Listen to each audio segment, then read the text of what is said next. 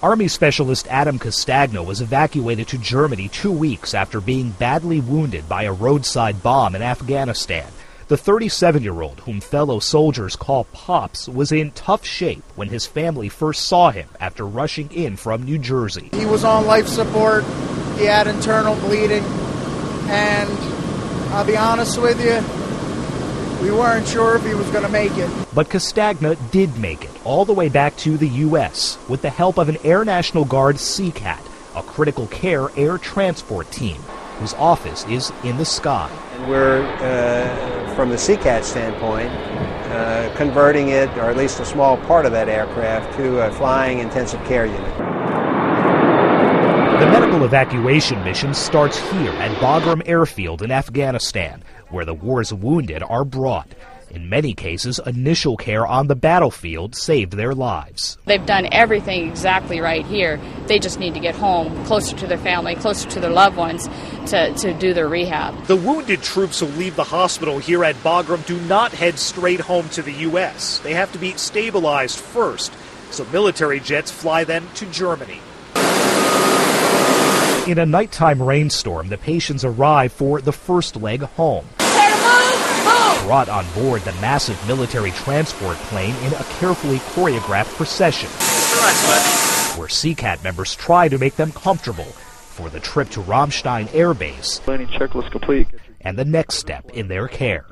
These patients are being taken just a few miles down the road from here to LANDSTUHL Regional Medical Center, whose trauma chief says that step alone is a vital one toward recovery. If you can get it to here, we'll get you home from here. It's a process that during the Vietnam War took as long as 3 weeks, but is now much quicker with the help of specialized equipment stored in a hangar just off the runway. And now with the advancement of technology today, our folks are able to move patients within 3 days back to stateside. Colonel Charles CHAPPUIS from the Louisiana Air National Guard leads one of the 3-man critical care teams.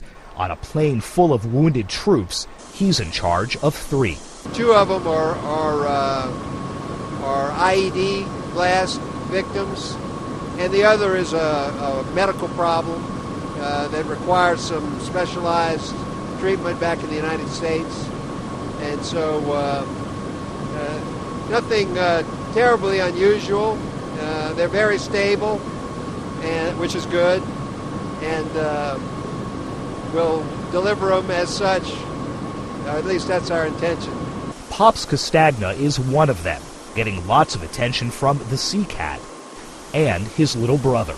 He said to me that he didn't think he'd survive the trip if I wasn't here, and I said, I know you would.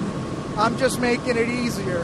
There are 7 critical care patients on this flight, and about an hour away from landing at Andrews Air Force Base, some are sedated, some are awake and taking in the flight. I think if you'll look at our patients, they seem to be very comfortable because they are. Comfortable and grateful.